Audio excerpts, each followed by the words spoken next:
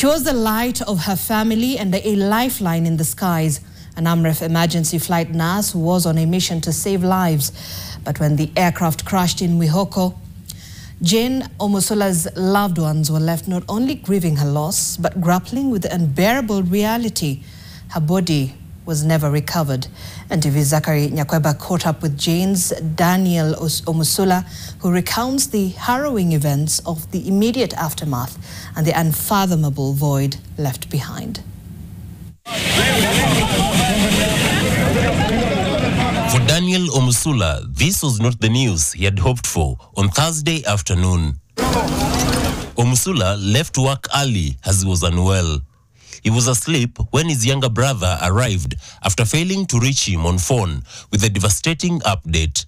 He recalls how hard the news hit him, quickly giving way to what has now become a painful reality. It was very saddening, yeah. The worst news I've ever received, the worst. It is like something is not happening. I'm telling you a story that you can't even believe, you can't even imagine.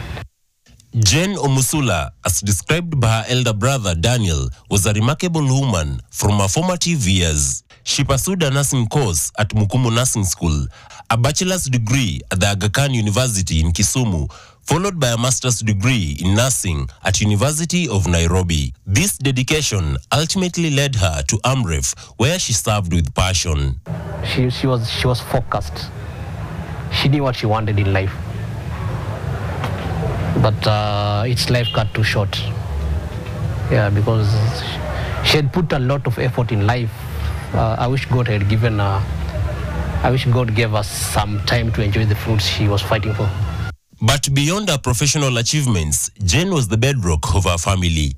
The entire family is deeply affected by her loss, with members saying it will be difficult to recover. Jane was a walking angel. She was an angel in a human form.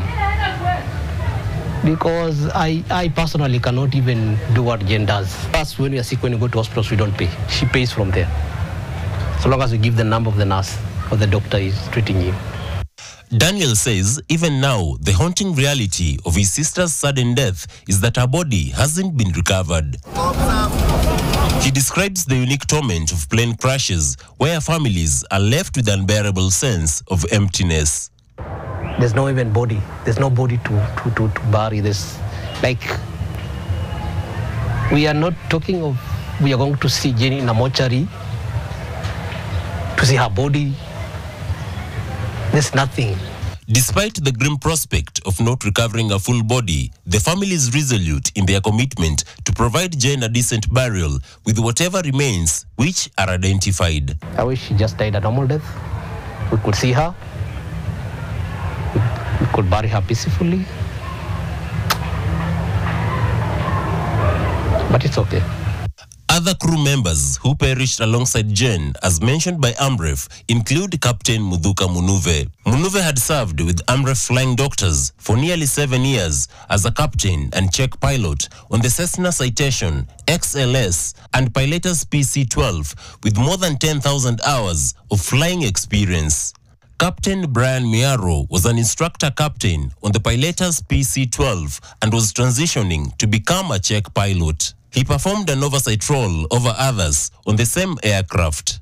He had more than 5,800 hours of flight experience. Also on board was Dr. Charles Njoroge, a medical doctor who had served for over 7 years and had brought healing and hope to critically ill patients, leaving an indelible mark. As investigators comb the crash site, Jane's family urges the government to investigate the cause of the accident swiftly to prevent future incidents. Zachary Nyakweba, NTV, Mwihoko, Kiambu County. Truly tragic indeed.